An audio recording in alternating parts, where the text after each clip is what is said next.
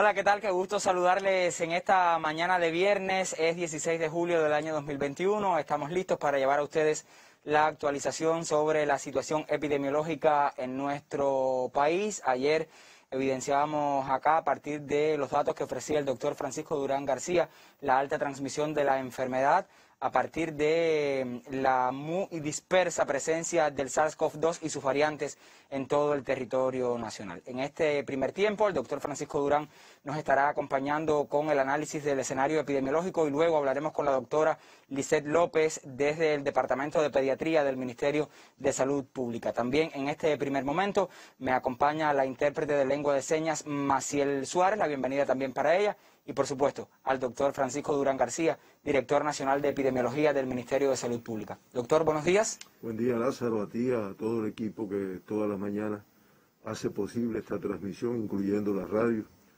a la intérprete de lengua de señas y, muy importante, a todas las personas que nos escuchan diariamente y, sobre todo, nuestro reconocimiento a todos los que cumplen, teniendo conocimiento del riesgo que se corre con las medidas que nos van a permitir controlar esta elevada transmisión que presentamos en nuestro país y que lamentablemente hoy, nuevamente con cifras muy elevadas de lo más doloroso de la COVID, que son los fallecidos, y del número de casos que se diagnostican en el día.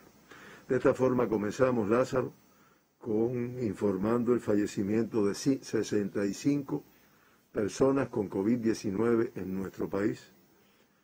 De la provincia de Matanzas, el mayor número, 28 personas fallecidas. Del municipio de Cárdenas, 11, del municipio de Matanzas, 5, de Colón, 3, de Pedro Betancur, 3, de Jovellanos, 2, de Martí, Los Jarabos, Agüey Grande y Calimete, 1 de cada uno. Fallecen en la provincia de Ciego de Ávila 6 personas, 2 de Morón, de Ciego de Ávila, de Chambas, de Venezuela y de Bolivia, un fallecido de cada uno.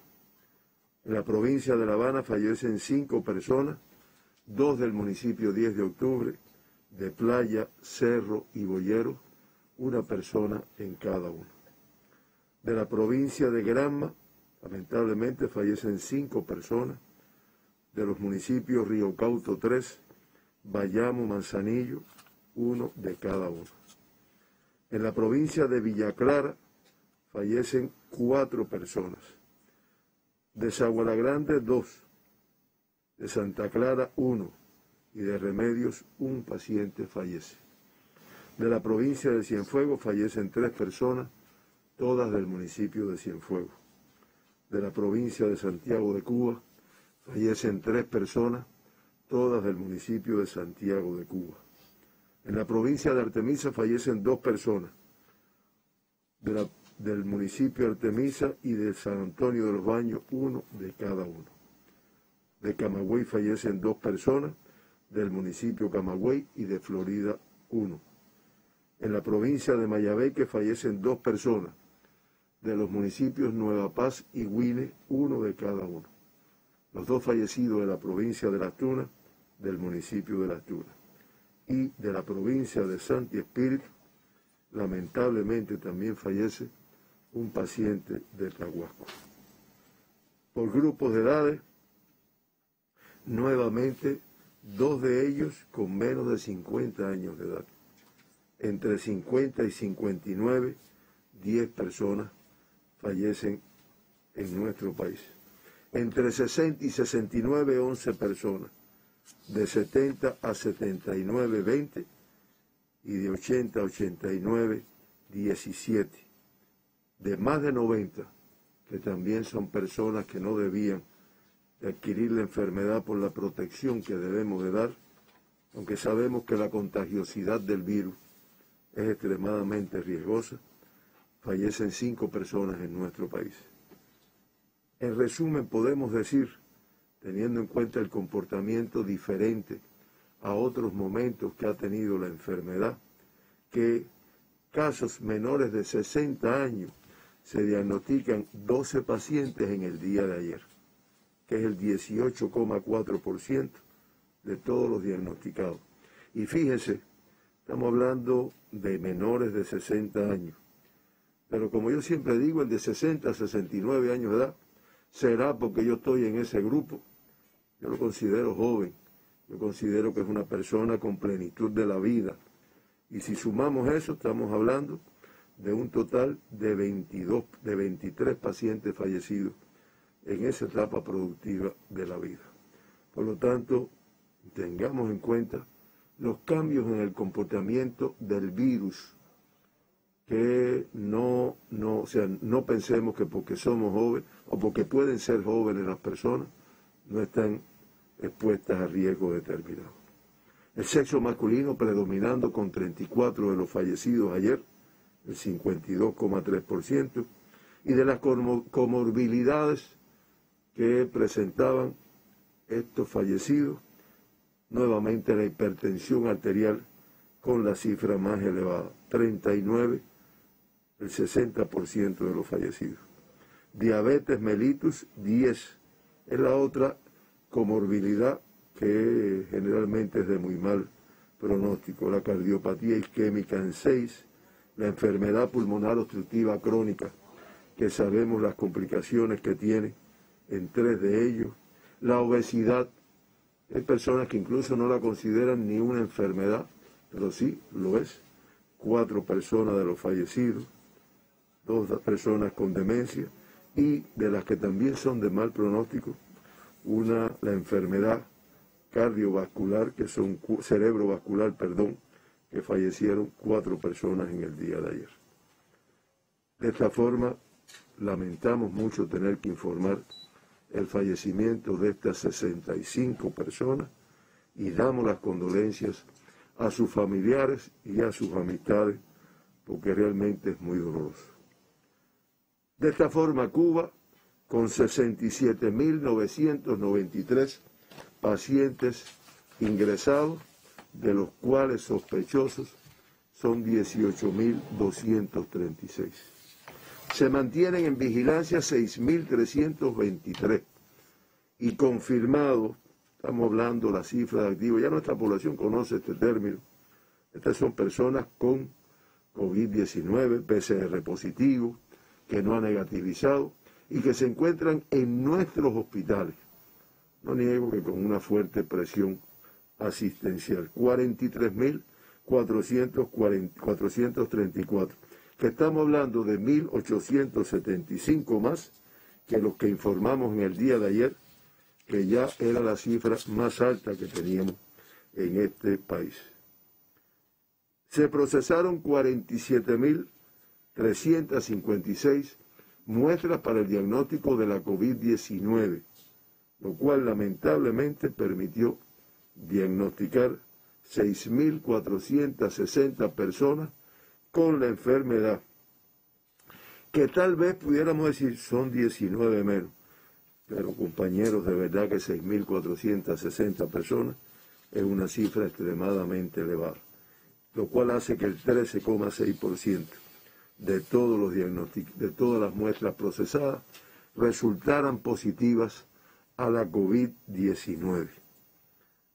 De esta forma, Cuba acumula ya 5.765.259 muestras procesadas para el diagnóstico de la COVID-19, lo cual ha permitido diagnosticar 269.546 personas con la enfermedad, lo cual hace que el 4,7% de todas las muestras procesadas hayan resultado positivas a la COVID. De todas las provincias se procesaron muestras, incluyendo el municipio especial Isla de la Juventud, como pueden ver en el gráfico, que procesó 224 muestras, y las cifras más elevadas en La Habana, en Matanzas, en Santiago de Cuba y en Ciego de Ávila. Y nuevamente, todas las provincias presentaron positividad de las muestras analizadas por encima del 5%, que como sabemos es un indicador que mide transmisión elevada. De los 6.460 pacientes diagnosticados ayer, 6.420 como consecuencia de la transmisión autóctona de la enfermedad, que es lo que ha estado predominando en Cuba, ya podemos decir que desde hace 7 meses en nuestro país. Y también se diagnosticó, como ocurre todos los días, un número de 40 pacientes que arribaron recientemente a Cuba, ya venían incubando la enfermedad y se hizo el diagnóstico de la enfermedad. Por lo tanto, estamos hablando de casos importados. Podemos decir que el 98,5% de todos los diagnosticados en Cuba en los últimos 15 días son consecuencia de la transmisión autóctona. Y en que en los últimos 8 días, excepto el día 12 de julio, todos con cifras por encima de 6.000 casos diariamente, lo cual evidencia la fuerte transmisión que estamos enfrentando. Grupo de mayor riesgo donde tenemos que buscar la positividad mayor, pues en los contactos de los casos confirmados. Ayer el 98,6% de todos los diagnosticados, contactos de casos confirmados. Esto hace que en el acumulado pues se mantenga un % superior a 90, el 96,1%. Como ya dije, 40 de los diagnosticados ayer con fuente de infección en el exterior, casos importados. Eso es el 0,6%. En el acumulado en Cuba, desde que comenzamos a identificar casos con COVID-19, el 3,6% de todos los pacientes diagnosticados. Recordemos siempre que incluso los 3 primeros casos que se diagnosticaron en Cuba eran casos importados de la enfermedad. Como siempre digo, se trabaja para precisar la fuente de infección de 50 de las personas que se diagnosticaron ayer. Por provincias y territorios, como vamos a ver cifras elevadas en cada una de ellas. Ya no podemos decir de que en tal región es más, es una transmisión que afecta un número importante de territorios. Matanzas es una cifra muy elevada, 1.888 casos diagnosticados. La Habana, cifra muy elevada, 763. Acuérdense que llegamos a disminuir 3.000, 4.000 y lamentablemente estamos informando, 300, 400, estamos informando ya 763 ayer. Mayabeque con 234, Artemisa 142 y la provincia de Pinar del Río con 128. Municipio Especial Isla de la Juventud nuevamente nos diagnostica casos de COVID. El centro no menos complejo. Ahí Ciego de Ávila, una cifra que realmente es muy elevada para el territorio. Pudiéramos decir que es la provincia, después de Matanzas, con mayor complejidad epidemiológica. 620 en el día de ayer. Cienfuegos para este territorio extremadamente elevado, 558. Villa Clara 396, Camagüey 358 y la provincia de Santi Espíritu diagnostica 161 casos en el día de ayer. Y el oriente de Cuba, pues también complejo. Ahí lo tienen, Santiago de Cuba y Holguín con 309 casos cada uno, Guantánamo 246, 215 de Las Tunas y 133 de la provincia de Granma. Como ven, dispersos y complejos. Sexo femenino, sexo masculino, las diferencias no son importantes como ha ocurrido desde el principio y eso hace que aunque en el día de ayer el % de las personas diagnosticadas predomine el sexo femenino, un 52%, sin embargo en el acumulado el sexo masculino con 49,4 y el femenino 50,6, sin grandes diferencias en el comportamiento. Nuevamente un % bajo de asintomáticos en el momento del diagnóstico, el 9,7%, evidenciando las características del comportamiento del virus en estos momentos. De todas formas, por el comportamiento que tuvo en etapas anteriores, el 36,2% de todos los diagnosticados en Cuba asintomáticos en el momento del diagnóstico. Como ya se informó, tenemos la suerte de tener a la profesora Lisette López aquí con nosotros, responsable y luchadora por salvar todos los niños que con COVID, junto con su equipo de trabajo, es un equipo fuerte, tienen COVID en nuestro país, y ella va a profundizar. Yo, de todas formas, tengo que informar que menores de 20 años de edad, nuevamente una cifra muy elevada, 1.178. Estamos hablando del 18,2% de todos los diagnosticados ayer. Y de esos 1.178, una cifra de 1.078 de 18 años y menos, incluyendo lactantes, incluyendo a veces recién nacidos, que realmente es importante. De hecho, de los 1.078 de ayer, menores de 1 año, 61, y menores de 6 meses, 27. Y uno se pregunta, bueno, ¿cómo podemos resolver este comportamiento? En el grupo de 20 a 39 años de edad, nuevamente una cifra superior, 1.850, 40 a 59, 2.177, y grupo de mucho riesgo de una evolución con complicaciones y desenlace fatal, el de 60 años y más, con 1.255 casos. El 20,1% de los diagnosticados ayer en Cuba fue realmente con COVID-19, en este grupo de edad. Yo reitero, no me voy a adentrar en el comportamiento de los casos pediátricos, nadie mejor que la doctora Lisette para esta información. Ayer, casos importados en Cuba, 40 personas se diagnosticaron.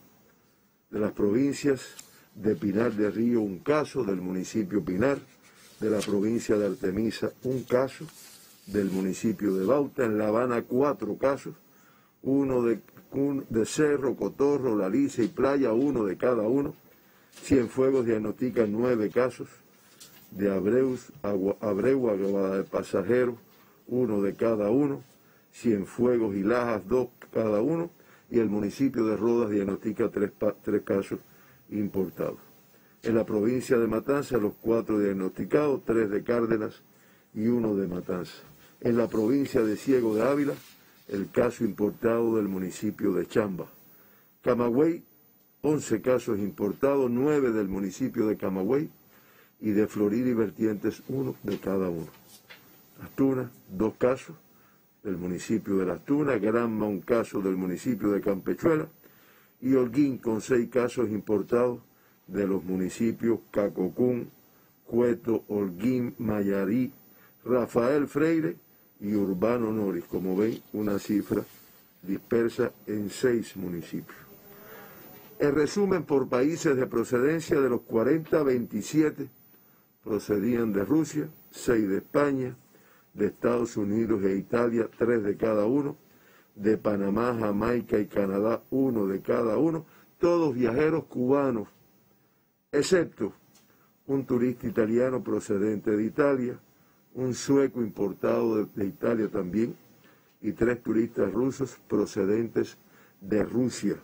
Además de estos 5 pacientes importados extranjeros, se diagnostica un angolano como consecuencia de la transmisión autóctona en la provincia de La Habana. Autóctonos en Cuba ayer, 6.420 pacientes diagnosticados.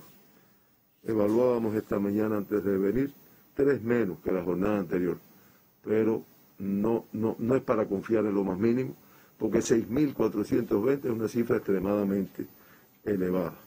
Pinar del Río logra disminuir 27 casos en el día de ayer, y eso hace un total de 127 diagnosticados, dispersos además en sus 11 municipios, de los cuales Pinar del Río con 57 es el de la cifra mayor. Le sigue Consolación del Sur con 13, Sandino 11, Minas de Matahambres con 10, San Juan y Martínez 9, Guanes 8, Viñales 5, Los Palacios y San Luis con 4 cada uno, y La Palma y Mantua con 3 casos cada uno. Artemisa incrementa 9 más, 141 en total, disperso en 10 de sus 11 municipios, El de San Cristóbal con la cifra mayor 48, Candelaria 17, Bauta y Guanajay 14 cada uno, Mariel 13, San Antonio de los Baños 11, Artemisa 10, Caimito 6, Huila de Melena y Bahía Honda 4 de cada uno. La Habana con 759 casos ayer, estamos hablando de 117 casos más que la jornada anterior, y como es característico en La Habana, dispersos en sus 15 municipios.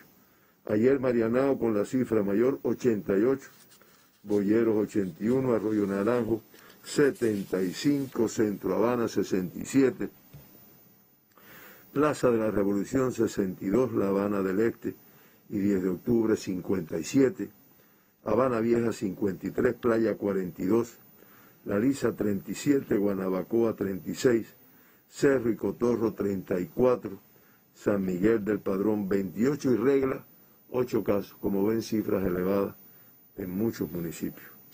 Mayabeque incrementa 34 casos más, 234 en total dispersión en sus 11 municipios.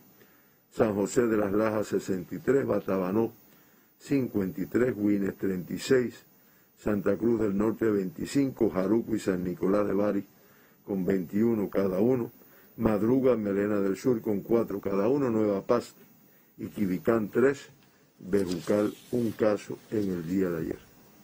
Matanzas, que es una provincia de las de mayores complejidades, ayer logra disminuir 274 casos, lo más que quisiéramos todos los cubanos que siguiera bajando de una forma estable, aunque es muy complejo lo que se está trabajando ahí.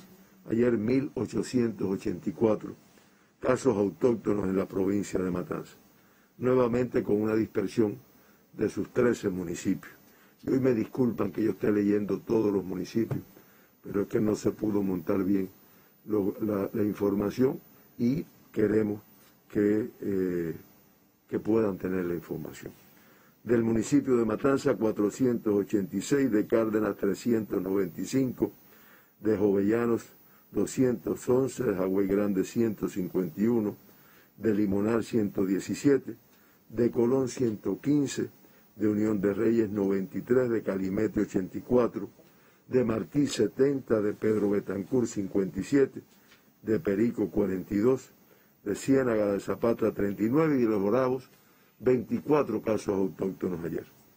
Cienfuegos incrementa de manera importante, 300 más, 549 en total, dispersión en 7 de sus 8 municipios, el de Cienfuegos con 258, la cifra mayor, Lajas 87, Cruces 66, Palmira 54, Cumanayagua 30, Aguada 28 y Rodas 26. Villa Clara con 396 casos ayer, cifra elevada, 7 más que el día anterior, dispersos en sus 13 municipios, el de Santa Clara con la cifra mayor 54, Saguala Grande 59, Santa Clara 154, Saguala Grande 59, Manicaragua 42, Placetas 31, Ranchuelo 28, Corralillo 17, Santo Domingo y Caibarien con 14 cada uno, Camajuaní 13, Quemado de Güines 12, Cifuentes 8 y Encrucijada y Remedios con 2 cada uno. Santi Espíritu disminuye 9 menos, 161, esperemos que pueda estabilizar estas disminuciones. El municipio de Santi Espíritu con la cifra mayor 94, en Cabaiguán 22, Atibonico 17, Yaguajay 12, Trinidad 6, Tahuasco y Fomento con 5 cada uno.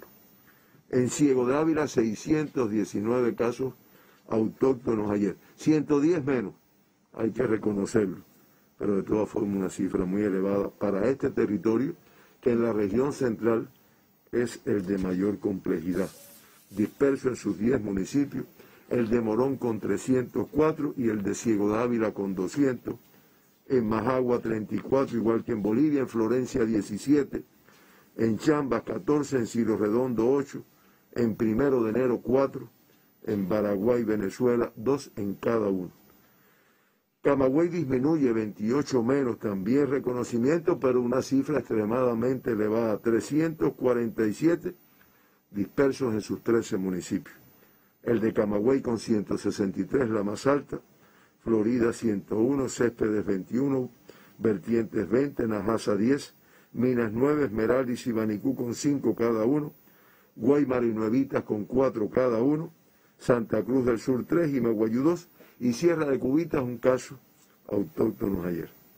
Las Tunas también baja, 113 menos, 213, muy alto para Las Tunas. De todas formas, disminuyó. El municipio de Las Tunas con su mayor cifra, 117, Colombia 36, Jesús Menéndez 8, Manatí 15, Puerto Padre 10, Jobabo 16, Majibacoa 9 y Amancio 2 en el día de ayer. Holguín incrementa lamentablemente 48 casos más, 303 en total, disperso en 13 de sus 14 municipios, con la cifra mayor en el municipio de Holguín, 199, Moa 55, Rafael Freire 9, Antilla 8, Mayarí 6, igual que Sagua de Tánamo y Cacocún, Urbano Norte y Ibanes con 3 cada uno, Cueto, Jibara, Calixto García y Báguano, 2 casos cada uno. Granma, lamentablemente, incrementa 17 casos más, 132 en total. Río Cauto con una cifra muy elevada ayer, 42. Bayamo 29, igual que Manzanillo. Niquero 8, Bartolomé Mazó 6, Iguaní 4, Campechuela 3, Boyarriba 3 y Guisa y Cautocristo 3 también. Y el municipio de Yara diagnostica 2 casos ayer. Santiago de Cuba disminuye, qué bueno, 157 menos, 309 en total, de toda forma elevado, y además disperso en sus 9 municipios. El de Santiago de Cuba con la mayor transmisión, 236, Segundo Frente 35, Contramaestre 8, Guamá 8, San Luis 6, Mella 4, igual que el Palma Soriano, Tercer Frente 3 y Songolamaya 2.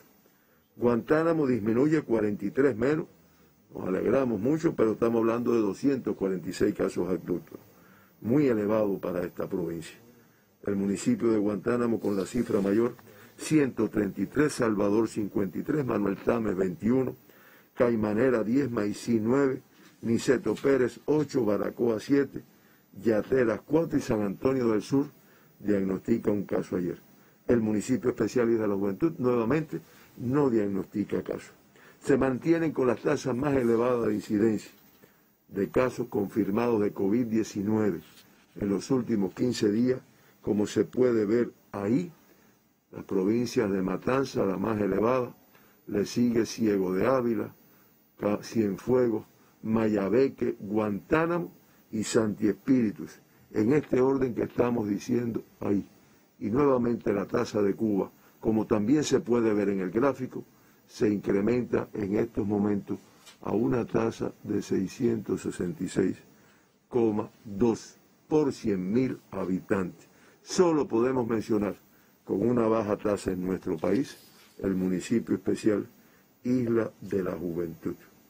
De esta forma podemos decir que de los 269.546 pacientes que se han diagnosticado en nuestro país desde el mes de marzo del año 2020, se mantiene la elevada cifra de casos activos ingresados, 43.434, es el 16,1%. De ellos el 99,3%, 43.129, con una evolución clínica estable. Lamentablemente, informando los 65 fallecidos en el día de hoy, pues estamos hablando de 1.791 fallecidos, acumulados con una tasa de letalidad para Cuba de 0,66%. Baja si la comparamos con el mundo, 2,15%. Si la comparamos con las Américas, 2,61%. Pero muy alta para los cubanos, muy alta para los que trabajan muy duro para que esto no ocurra. 2 evacuados, 54 retornados a sus países, y en el día se dieron 4.520 altas, que lamentablemente es un balance negativo, 1.940 menos que el número de pacientes que ingresan, lo cual viene ahora a incrementar el número de casos activos. Y recuperados en nuestro país, 224.265 personas, que es el 83,2% de todos los diagnosticados en nuestro país. Cifra muy elevada de casos con COVID-19 en salas de terapia intensiva. Ahí tenemos que incluir, y tal vez la profesora Lisset se refiera a algunos niños también, 305 en estos momentos, de los cuales 134 son pacientes críticos y 171 son pacientes graves con la enfermedad. Y finalmente, las cosas que en la medida que avancemos y en la medida que se cumpla con lo que ya todo el pueblo cubano y muchas personas en el mundo conocen, la actividad de intervención sanitaria con nuestros candidatos vacunales y con nuestras vacunas ya, también ratificada así, pero que ya podemos, por ejemplo, dar que ya alcanzamos 2 millones de cubanos, 14.001, más de 2 millones de cubanos, con 3 dosis del candidato vacunal Soberana 02 y de Abdala, lo cual indiscutible no es nada para confiarse, empezando por los que tenemos las 3 dosis puestas, pero de todas formas vamos avanzando en este sentido. Y ya 3.220.481 han recibido una primera dosis y 2.666.623 una segunda dosis. Seguimos en combate, lamentamos mucho la información un tanto elevada del día de hoy y con la certeza de que esta situación, con la participación activa de todos los cubanos, como hemos logrado todos en nuestro país, pues lo debemos resolver en una fecha relativamente próxima, si cumplimos con lo que está. Hasta aquí, Lázaro. Muy lamentable, doctor, el hecho de que 65 personas hayan fallecido hoy en el país a consecuencia de la enfermedad, lo que alerta, por supuesto, alarma muchísimo a las autoridades sanitarias del país y, por supuesto, nos obliga a extremar las medidas orientadas por el Ministerio de Salud Pública para proteger la vida. Y quiero detenerme en aspectos esenciales que decía el doctor Durán hoy. En primer lugar, que ya no es solo una enfermedad de la tercera edad, como lo fue al inicio, no es ya solamente una enfermedad en la que predominan los casos asintomáticos, o sea, las personas que no presentan síntomas, sino que a partir de las variantes circulantes en el país, pues se incrementan el número de personas que presentan síntomas. Y un último elemento es el incremento de los casos positivos en edades pediátricas, nuestros niños, niñas y adolescentes. Sobre este tema voy a conversar más adelante con la doctora Lisset López, jefa del Grupo Nacional de Pediatría del Ministerio de Salud Pública. Antes tenemos una pausa y luego seguimos conversando en esta conferencia de prensa.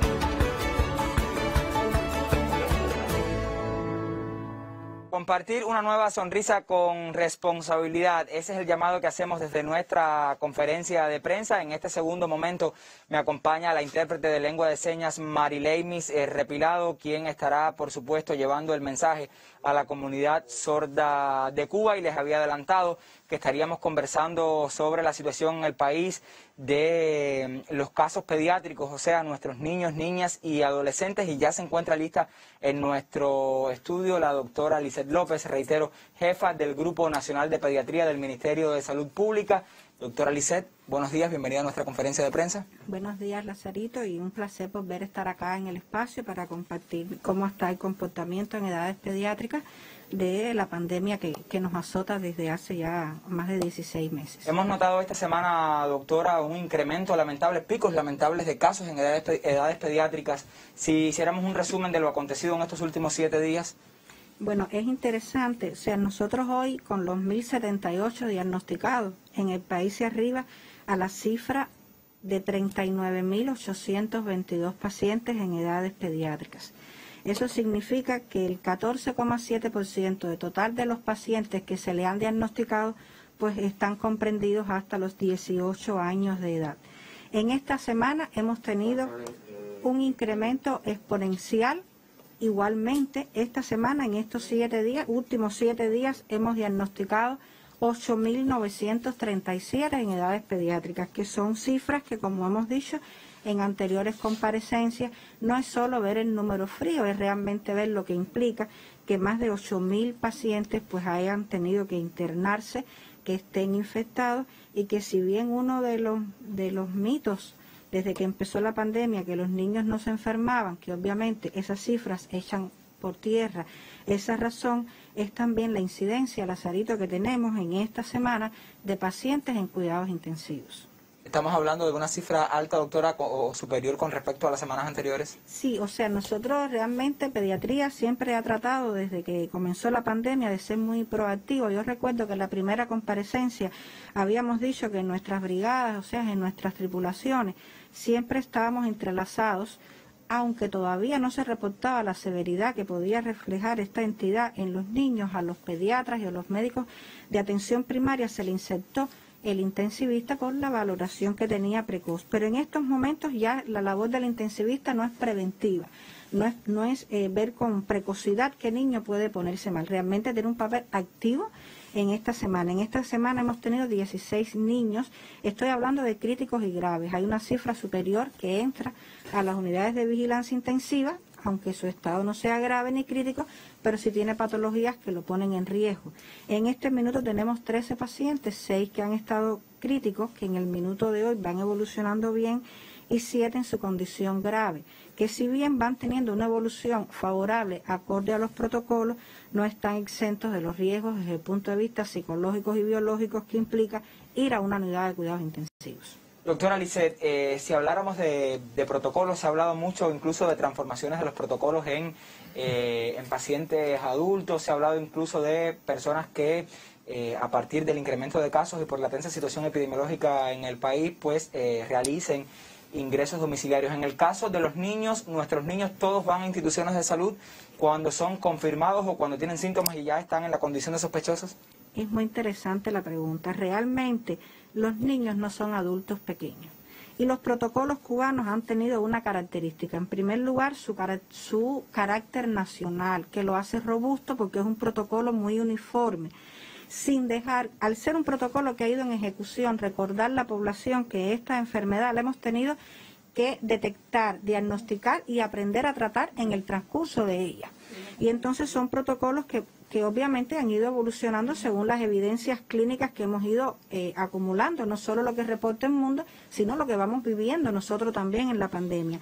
Hasta este minuto la población pediátrica tiene indicación del ingreso en los centros de salud, en los hospitales o en los centros extendidos hospitalarios para la atención del paciente pediátrico. Y es interesante porque cuando uno viene de manera reiterada, vamos pensando, bueno, ¿qué más podemos decir a la población? Que podamos seguir en interacción y porque a veces decimos las medidas de prevención se mantienen, son las mismas, son irrefutables, cada vez cobran más peso, ¿no? Pero respecto a la vigilancia, hay un tema que queríamos tratar hoy y es herramientas que queremos darle a la familia, que tenemos que aplicar los sanitarios, pero que obviamente la hora cero empieza desde el hogar. Antes de que usted nos dé esas recomendaciones, doctora, yo quiero que vayamos un poco a esas historias de niños, niñas y adolescentes que pues cuentan nuestros periodistas, a los que se han podido acercar nuestros reporteros en provincias. Y quiero compartir en este minuto la historia de Elizabeth Toirac Torres. Ella es una adolescente que pues se ha recuperado de la COVID-19.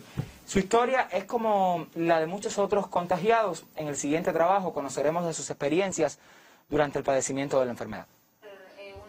Elizabeth Toirac Torres es una adolescente que bien conoce a este equipo de reporteros. Ella tan solo tiene 14 años y ha crecido dentro de la televisión en Moa, primero como conductora del programa infantil El Rincón de los Peques y luego del juvenil Zona Sapia.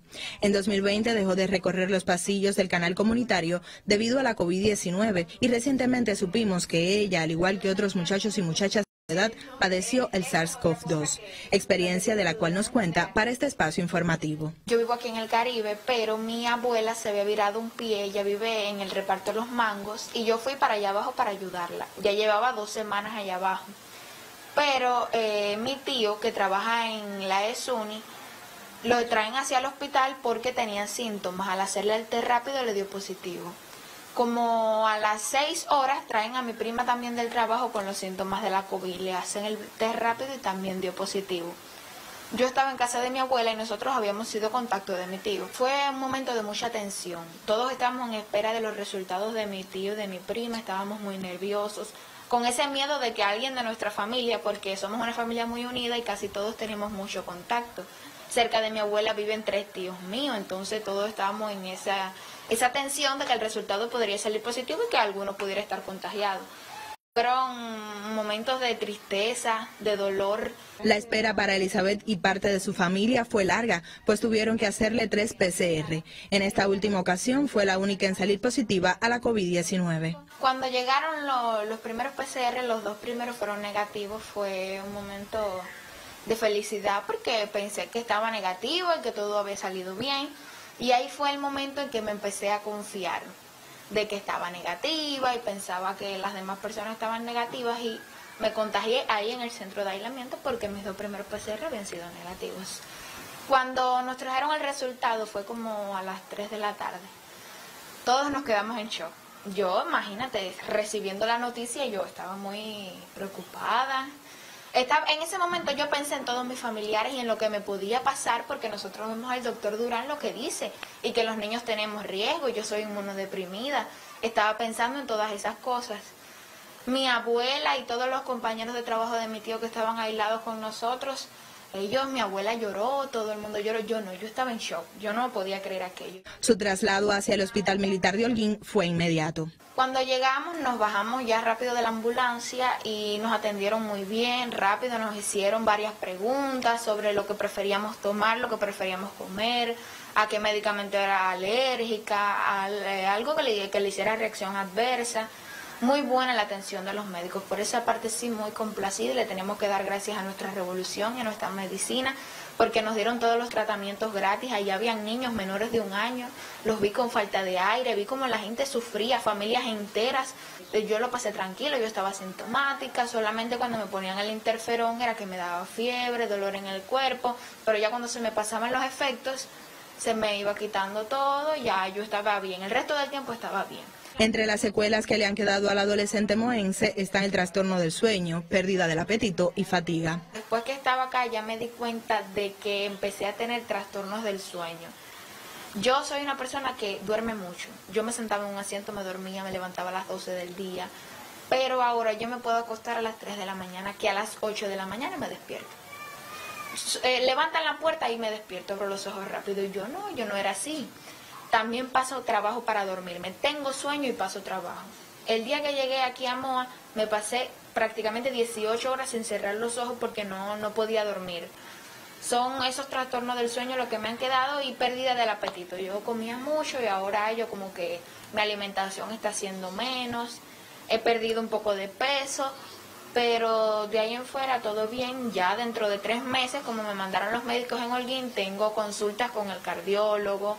Tengo que hacerme ecocardiogramas y tengo que ver una psicóloga porque a los niños que van al hospital militar nos dan unas consultas para dentro de los 3 meses ir viendo cómo fuimos avanzando. A la pregunta de qué sugerencias tiene para los adolescentes y jóvenes, respondió: yo les recomendaría que se cuiden, porque es una situación en la que tú solamente no piensas en ti, sino piensas en todos tus familiares y los seres que te rodean, a los cuales tú pudiste contagiar y tú no sabes cuál se puede poner peor de lo que tú estuviste, ni cuál su cuerpo pues vaya a tener peor reacciones que el tuyo.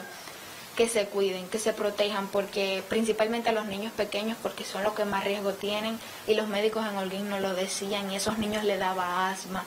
En la sala de medicina de niños habían niños entubados, niños muy mal, y los médicos, muy buen trabajo de los médicos, hay que agradecerlo sinceramente, porque ellos incansables.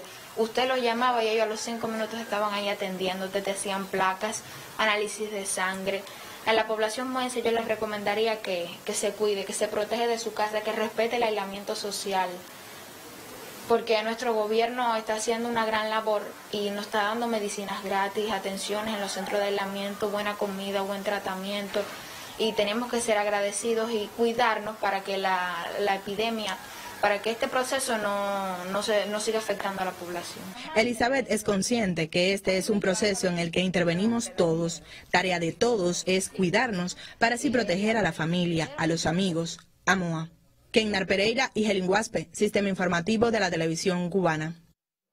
Muy ilustrativa la historia de esta adolescente, doctora Lisette, que nos ha contado desde el inicio hasta las secuelas que le ha dejado la COVID-19. Yo quisiera que nos detuviésemos ahora en ese proceso de contagio. ¿Qué dice la ciencia sobre cómo está transcurriendo la enfermedad desde el momento quizás del contagio hasta que presentan los síntomas y la recuperación? ¿Suele ser igual en los adultos o la ciencia está diciendo lo contrario? Bueno, realmente la entrevista, el reportaje es un reportaje que nos da muchas premisas, ¿no?, para el intercambio. En una entidad, si la verdad de hoy puede ser cuestionada o puede ser analizada en el mañana, precisamente es la enfermedad de la COVID. Por lo que hemos dicho anteriormente, que es una enfermedad que se está diagnosticando y se está evaluando día por día. Hay reportes, Lázaro, que hablan sobre el periodo de incubación más prolongado que puede existir en las edades pediátricas. Recientemente se publicó un artículo español que hace cita a varios países muy avanzados en los estudios epidemiológicos de la entidad, que reporta que inclusive en los niños se ha visto que el periodo de incubación puede ser 9,1 veces versus 5 en la población adulta. Repito, es muy complejo, es muy difícil decir que es ciencia constituida, que es un dato concluyente, porque obviamente en esta entidad a lo largo de todo este tiempo de pandemia hemos visto cómo realmente se han ido pues superando cada una de las metas y los avances, pero eso es lo que explica principalmente por qué no bajar la guardia, porque esto es una enfermedad, es una situación que hay que enfrentar desde el punto de vista clínico, desde el punto de vista epidemiológico, y obviamente los complementarios confirman el diagnóstico, pero los niños suelen tener un periodo de incubación, por lo que está descrito, un tanto mayor, y eso es lo que explica que los picos pandémicos en pediatría siempre se esperen inclusive 2 semanas después de los picos pandémicos en adultos. Doctora, hemos notado también un incremento de los lactantes contagiados con COVID-19. ¿Qué alerta ha hecho el área que usted dirige, el Ministerio de Salud Pública, sobre esta realidad muy compleja para los servicios de pediatría del país? Bueno, la alerta es permanente. De hecho, una de las premisas es que independientemente de la vulnerabilidad y de las condiciones que uno lo pueda poner en mayor riesgo de enfermar, está demostrado, inclusive en las nuevas circulaciones de las mutaciones virales, que el virus no respeta ni edad, ni condición clínica, inclusive ni terreno premórbido. En nuestro país hasta la fecha se han contagiado 2.183 lactantes. En esta semana se han contagiado 470 lactantes. Por lo tanto, la alerta es en bombillos rojos. Realmente seguimos apelando a la responsabilidad familiar, a la responsabilidad social.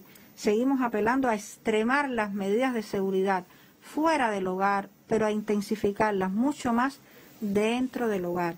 No es repetitivo, es una cuestión de orden, que es un grupo poblacional que depende íntegramente de nuestros cuidados, por lo tanto, a ellos nos debemos.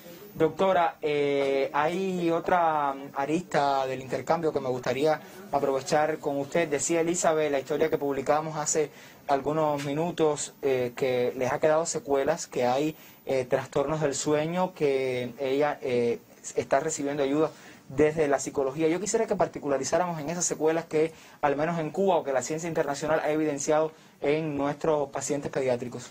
Bueno, el protocolo, y volvemos al punto cero, tiene una visión preventiva, que es la prevención que hemos conversado muchas veces y que acabamos de mencionarla, la intencionalidad que debe tener la puericultura, los cuidados del paciente sano para que no se enferme, y una vez que se enferme, tratar de minimizar el efecto nocivo que puede tener la infección en el organismo. El tratamiento como tal, y el tercer eslabón, que es como el agua regresa a la tierra, pues regresamos a la atención primaria de salud, donde está establecido los protocolos de convalecencia.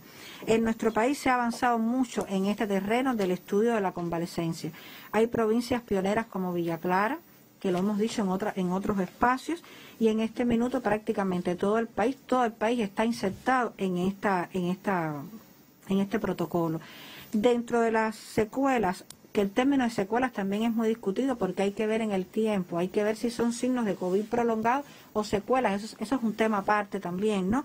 Dentro de la sintomatología que persiste en el tiempo, obviamente las lesiones psicológicas han sido abordadas por los especialistas, son las que más han prevalecido, desde el temor, desde el miedo, desde los trastornos del sueño, desde inclusive el pánico que existe de haber sido enfermo. Y en otras ocasiones, igual hemos dicho, en algún momento estudiaremos no solo los confirmados, sino que han sentido los niños que han sido sospechosos y que no han llegado a enfermar, porque obviamente la situación de estrés a la que está siendo sometida la población pediátrica en el tiempo y en la sociedad realmente sobrepasa los límites ya prácticamente de lo permisible, y es un grupo que tiene menos herramientas para enfrentar esa dificultad. Sobre todo, doctora, cuando se espera por el resultado de un PCR, cuando hay casos confirmados en la familia y los niños saben que está la posibilidad latente de que puedan estar confirmados. Ahora, hay un elemento que desde la ciencia, ustedes hablan mucho del triángulo de la evaluación pediátrica, y son herramientas que pueden servir no solo a los profesionales de la salud, sino también a la familia para identificar cuando un niño, niña o adolescente pudiera estar contagiada con COVID-19. Si hablamos de ese triángulo, ¿de qué estamos hablando? Bueno, nosotros igualmente la población pediátrica tiene un diapasón muy amplio, es desde el nacimiento hasta los 18 años, y entonces la evaluación uno tiene que tratar de estratificarla, y más cuando las cifras van en aumento, más tiene que estratificar y clasificar. Eso es una herramienta médica, pero nosotros pensando como grupo, como sociedad, como departamento materno-infantil, ¿qué otras herramientas puede tener la familia? Que además la familia cubana es conocedora. La familia cubana forma parte indiscutible y además indispensable en el manejo de esta pandemia. Es un triángulo muy sencillo, es un triángulo que de solo ver a su niño uno puede detectar precozmente si luce bien, que es la apariencia, si respira bien, porque lo vemos que respira bien. Las madres, un motivo frecuente de consulta es que ve que el niño tiene falta de aire, o sea que es algo detectado fácilmente en el hogar, y si tiene una buena circulación, que para la familia cubana decimos, bueno, ¿qué puede ser buena circulación? Que tenga buen color, que no lo sienta como con palpitaciones, que luzca bien, o sea, son herramientas puramente médicas, pero que nosotros queremos pues llevarlas hasta el hogar, porque obviamente el mejor enfermero, el mejor sanitario de cada paciente, de cada niño sano, es su madre, su padre, su familia, que es la que lo conoce. Y la detección temprana, el tiempo es oro. Doctora, a mí me gustaría una última valoración suya. Muchas personas nos escriben, se acercan también en la calle y alertan todavía sobre las manifestaciones quizás de irresponsabilidad de algunos padres o tutores legales de nuestros niños, niñas y adolescentes, que todavía se ven en escenarios públicos, a veces jugando con otros niños. Ciertamente el confinamiento es muy difícil para este grupo de la población, sobre todo porque el juego es tan importante en estas edades de la vida. Sin embargo, ahí están las cifras diciendo que más niños, niñas y adolescentes se están contagiando en Cuba, pero persisten lamentablemente estas manifestaciones que colocan mayor riesgo. Una última recomendación a la familia cubana. Una última recomendación es que no nos podemos agotar. Nosotros no nos podemos cansar. Ayer inició el estudio Ismailillo en Camagüey, el estudio Soberana Pediatría va a un ritmo muy alentador, por lo tanto los pacientes pediátricos igual están llegando a la meta de ser inmunizados. Nosotros tenemos el compromiso social, el compromiso maternal de proteger la infancia, y tenemos que dar el extra, no nos podemos cansar. Es agobiante lo que hemos vivido, pero el único camino es seguir siendo responsable. Y si soy responsable, porque el mayor por ciento de la familia cubana es responsable, pero si soy responsable tengo que pensar qué más responsable puedo ser con mi hogar y con el de al lado. O sea, tenemos que realmente pensar como familia, porque es la manera de protegerlos, porque a la vez que se enferman, el camino es muy complejo de evaluar cómo quedará. Eso es importante. Por lo tanto, lo más saludable, el consejo es cuidarnos, no agotarnos de cuidarnos. Le agradezco muchísimo, doctora Lisset, que nos haya acompañado esta mañana, no solo para trasladar estos consejos, recomendaciones del Ministerio de Salud Pública, sino también para alertar sobre el complejo escenario epidemiológico en edades pediátricas en Cuba a partir del incremento sostenido de casos en edades pediátricas. Hablamos de más de 1000 de manera sostenida en los últimos días, lo que coloca muchas tensiones para nuestro sistema de salud. Como también han sido muy lamentables las cifras que ha compartido hoy el doctor Francisco Durán García en conferencia de prensa: 65 fallecidos a consecuencia de la enfermedad y 6.460 casos positivos, una amplia dispersión de la COVID-19 en todo el territorio nacional, con picos muy importantes, muy lamentables en Matanzas, también Ciego de Ávila, Santiago de Cuba y La Habana. A tono con esta situación, persiste, avanza el propósito de llevar las vacunas cubanas, sobre todo Abdala, que ya es vacuna, a más personas en Cuba, y hoy llegamos a la cifra, superamos la cifra de 2 millones de cubanos y cubanas pues que han recibido las 3 dosis de nuestra primera vacuna contra la COVID-19. Abdala está avanzando, Soberana seguramente muy pronto será vacuna, pero depende de nosotros cuidarnos para que la COVID-19 no siga arrancando vidas a los cubanos y a las cubanas. Yo así me despido por hoy. Mañana mi colega Gisela García Rivero estará con ustedes en conferencia de prensa para seguir contándoles lo que hace Cuba por la salud de su pueblo. Muy buenos días.